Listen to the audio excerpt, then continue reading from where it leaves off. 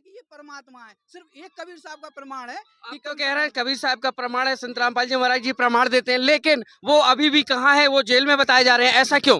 देखिए, संत रामपाल जी महाराज ने सत्या प्रकाश नामक पुस्तक जो थी और दूसरा सभी धर्म शास्त्र थे। आज आप अपने गांव में सच बोलिए, क्या आज आप अपने गांव में सच बोलेंगे आप सब भीड़ के साथ चलेंगे? अगर आप सच बोलते हैं तो आप अलग चलेंगे, पूरी भीड़ एक अलग चलेगी। इसीलिए जो सच बोलने वाला होता है वो हमेशा कहाँ होता है, और सच बोलने पे किसी का मिशन नहीं रुकता है। संत रामपाल जी कहाँ बैठे हैं, उनका मिशन नहीं रुक रहा है। उनका जो ज्ञान है वो फली फूल रहा है, उनके जो चीजें हैं उनकी सच्चाई को दबाया नहीं जा सकता। यहाँ ज्ञान पे और भी लोग हैं, आपसे जानना चाहेंगे, आप कहाँ से हैं? जी मैं जबलपुर से हूँ। क्या नाम है आपका? प्रवेश दास। क्या करते हैं आप? मैं एडवोकेट हूँ, मध्य प्रदेश उच्च आप न्यायालय। एडवोकेट हैं? जी। फिर यहाँ कैसे आए हैं आप? मैं ये दिव्य धर्म यज्ञ दिवस का भंडारा चल रहा है उसमें आया हूँ। आपको नहीं पता है कि संत रामपाल जी महाराज जी के जो बताया जा रहा है वो, लेकिन वो तो इस समय जेल में है। जी जेल में हैं, लेकिन जो भी आरोप लगाए गए हैं जैसे भगत जी ने बताया वो सब बेबुनियाद हैं, और अपने अपने सब रोटी सेकने के लिए। नमस्कार दोस्तों, इस वक्त हम पहुंचे हैं बैतूल उर्दन पर, जहां पर आप देख सकते हैं यहाँ पे कुछ लोग खड़े हुए हैं। यहाँ पर आप देख सकते हैं बहुत सारी पब्लिक भीड़ लगी हुई है, जो खचाखच यहाँ पर देख सकते हैं भरा हुआ मैदान भरा हुआ है। लोगों से जानना चाहेंगे इस वक्त ये जो भीड़ दिख रही है किस लिए आई हुई है, और यहाँ किस लिए यहाँ पर ये जो लोग दिख रहे हैं, क्या बात है, इधर पर भीड़ क्यों लगी हुई है? जी ये जो दिव्य धर्म यज्ञ का भंडारा है 3 दिन का, जो कबीर साहब ने 600 वर्ष पहले करवाया हुआ था, उसी के उपलक्ष्य में आज 3 दिन का विशाल भंडारा उपलब्ध करवाया गया है संत रामपाल जी महाराज जी के द्वारा। उसी के लिए जो जन सैलाब आया हुआ है यहाँ पे। जाहिर सी बात है, इनका कहना है कि जन सैलाब जो आया हुआ है, 3 दिन का भंडारा चल रहा है, कबीर साहब जी का भंडारा चल रहा है, संत रामपाल जी महाराज जी का भंडारा चल रहा है, लेकिन उनके जो अनुयायी हैं ये दावा कर रहे हैं भंडारा चल रहा है, लेकिन यहाँ पर कबीर साहब भगवान की बात कर रहे हैं। इनने बोला है, संत रामपाल जी महाराज जी की बात बोली है, लेकिन इनके ऊपर एलिगेशन लगाए गए हैं। जानना चाहेंगे, आप कह रहे हैं उनका भंडारा चल रहा है, लेकिन यहाँ पे लोग आए हैं, क्या आप लोग नहीं जानते हैं कि इनके ऊपर बहुत सारे दोषारोपण है? नमस्कार सर, देखो दोषारोपण वाली बात अगर हम करते हैं तो दोषारोपण तो कोई किसी पे भी लगा सकता है कि मैं आपने ये किया, लेकिन दोषारोपण सिद्ध होना चाहिए। और संत रामपाल जी महाराज पे अगर दोषारोपण लगे तो आप एक तरफ अपना कैमरा घुमा के देखिए, चारों तरफ और अंदर जाके देखिए कि यहाँ जो पब्लिक आई है इनसे सवाल करिए, इनसे पूछिए कि आपके गुरुजी कहाँ है और ये भंडारा किस आधार पर हो रहा है। देखिए, भंडारे तो आप सभी लोग देखते ही हैं कि किसके तरह आज आप जरा सा नॉर्मल कॉलोनी गली मोहल्ले में जो भंडारे होते हैं उसमें कितना चंदा लिया जाता है। आप यहाँ किसी से पूछ के बताइए आपसे कोई चंदा लिया है? ये पूरा भंडारा शुद्ध देसी घी से होता है। तो ये दोषारोपण वाली बात है, वो एक विचाराधीन मामला चल रहा है, और उस पर भी अगर आप पहल करते हैं कि दोष जो संत रामपाल जी महाराज पे लगे वो क्यों लगे हैं। देखिए, मैं आपको एक बात बताता हूँ, आज तक इस पृथ्वी पे जितने भी संत हुए हैं किसी ने भी हमें परमात्मा का नाम नहीं बताया कि परमात्मा होता कौन है, परमात्मा है कौन।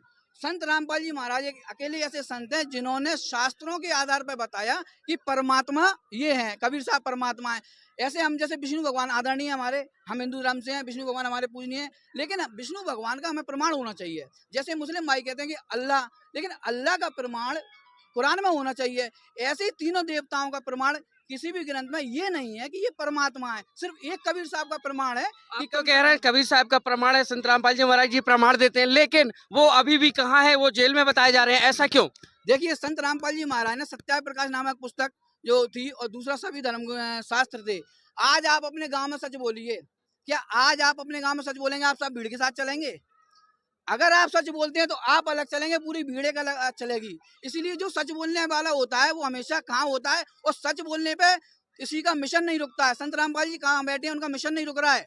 उनका जो ज्ञान है वो फली फूल रहा है, उनके जो चीजें हैं उनकी सच्चाई को दबाया नहीं जा सकता। यहाँ ज्ञान पे और भी लोग हैं, आपसे जानना चाहेंगे, आप कहाँ से हैं? जी मैं जबलपुर से हूँ। क्या नाम है आपका? प्रवेश दास। क्या करते हैं आप? मैं एडवोकेट हूँ, मध्य प्रदेश उच्च आप न्यायालय। एडवोकेट हैं? जी। फिर यहाँ कैसे आए हैं आप? मैं ये दिव्य धर्म यज्ञ दिवस का भंडारा चल रहा है उसमें आया हूँ। आपको नहीं पता है कि संत रामपाल जी महाराज जी के जो बताया जा रहा है वो, लेकिन वो तो इस समय जेल में है। जी जेल में हैं, लेकिन जो भी आरोप लगाए गए हैं जैसे भगत जी ने बताया वो सब बेबुनियाद हैं, और अपने अपने सब रोटी सेकने के लिए लगाए गए हैं और कुछ नहीं है। इतने एजुकेटेड होते हुए भी हम जानना चाहेंगे आपसे, क्यों आप संत रामपाल जी महाराज जी की शरण में कैसे आ गए? जी मैं 2010 से हमारा पूरा घर परिवार जुड़ा हुआ है, तब से हम आ रहे हैं, और सतभक्ति और मोक्ष का जो एक रास्ता बताते हैं वो सिर्फ संत रामपाल जी ही बताते हैं और कोई नहीं बताता। सतभक्ति की जो बात करते हैं संत रामपाल जी महाराज जी करते हैं, और भी यहाँ पे लोग हैं, आपसे जानना चाहेंगे, आपका क्या नाम है? महेंद्र दास, क्या करते हैं आप? एडवोकेट, डिस्ट्रिक्ट कोर्ट जबलपुर में। आप डिस्ट्रिक्ट कोर्ट जबलपुर से हैं, जाहिर सी बात है पब्लिक जो देख रही है आपको सुन रही है, जबलपुर से डिस्ट्रिक्ट कोर्ट से हैं आप, बिलोंग करते हैं। आपसे जानना चाहेंगे संतराम पाल जी महाराज जी के जो बात करते हैं, अपन कर रहे हैं, कार्यक्रम चल रहा है, उनके ऊपर तो एलिगेशन लगा रहे हैं, फिर इतनी सारी भीड़ क्यों आई है? देखिए सर, एलिगेशन लगाना कोई बड़ी बात नहीं है। एलिगेशन कहीं पे भी लगाए जा सकते हैं। जिनको अगर उस विषय में मालूम नहीं है तो वो एलिगेशन लगा सकते हैं, लेकिन एलिगेशन लगने का मतलब ये नहीं हो जाता कि वो पूरी तरह से प्रूव हो चुका है। एलिगेशन लगाया गया है, लेकिन उन चीज़ का प्रूफ होना जरूरी है। आज विचाराधीन न्यायालय में आप उन चीज़ को भी विचार कीजिए। उन चीज़ों को क्यों नहीं दिखाते आप लोग?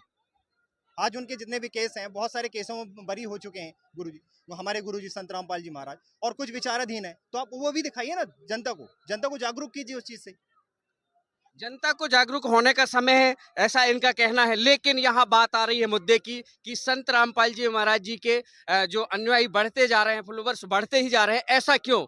क्या झूठ को क्या छुपाया जा रहा है? अपने सदग्रंथों में इन्होंने कहा कि खोल खोल के दिखा रहे हैं, लेकिन देखने के लिए किसी को फुर्सत नहीं है। आपसे जानना चाहेंगे, आप अभी बता रहे थे कि जो सच्चाई है वो ग्रंथों में छुपी हुई है, क्या जानते हैं सच्चाई? देखिए, हम आपको एक सीधी सी एक बात बताते हैं जरा सी। जैसे एक राशन कार्ड होता है, एक आधार कार्ड होता है, एक पैन कार्ड होता है, सरकार ने हमारे डॉक्यूमेंट्स बना रखे हैं। उस डॉक्यूमेंट्स में हमारा सन ऑफ लिखा रहता है। जैसे मेरे आधार कार्ड में भी सन ऑफ मेरा एक होगा, पैन कार्ड में भी एक होगा और राशन कार्ड में भी एक होगा। ऐसे ही हमारे शास्त्रों में हमारा सन ऑफ एक होगा। आज तक आप बात करिए, यहाँ सभी धर्म के लोग आए हुए हैं, उनसे ये पूछे हमारा सन ऑफ कौन है, हमारे पिता कौन है, तो वो प्रमाण हमारे सदग्रंथों में है। वो साहब कबीर परमात्मा है, हमारा परमात्मा जो पिता है हमारा सबका। और जिनको भी यहाँ से मोक्ष प्राप्त करना है, और सीधी सी बात गुरुजी हमारे बताते हैं, इन्हीं भगवानों की, देवी देवताओं की भक्ति बताते हैं, वो सदग्रंथों में प्रमाणित है। अभी तक हम क्या करते आ रहे थे, गीता जी के विरुद्ध भक्ति कर रहे थे, वेदों के विरुद्ध भक्ति कर रहे थे। लेकिन ये जो आज यहाँ इतने बच्चे बैठे हैं, 3 साल से बच्चे लेके 100 साल तक का व्रत भी होगा ना, वो भी वही भक्ति करेगा जो गीता जी कह रही है, जो वेद कह रहे हैं। और वो भी हम आपके चैनल के माध्यम से सभी से पूछना चाहते हैं कि आप अपने घरों में जिन भगवानों की हम पूजा करते हैं, उनको दिन में कितनी बार याद करते हैं? हम बताते हैं कि संत रामपाल जी महाराज ने हमें वो भक्ति क्या बताई है। हम एक दिन में एक बच्चा या बूढ़ा 428 बार श्री शंकर जी, श्री ब्रह्मा जी, श्री विष्णु जी, श्री गणेश जी, श्री दुर्गा जी, इनके मंत्र करता है, चाहे वो 3 साल का बच्चा हो या 90 साल का बुजुर्ग हो। ये भक्ति हमें संत रामपाल जी ने सभी देवी देवताओं की बताई है। तो इसमें कोई कैसे कह सकता है कि हम शास्त्र विरुद्ध भक्ति करते हैं? आप तो कह रहे हैं कि ये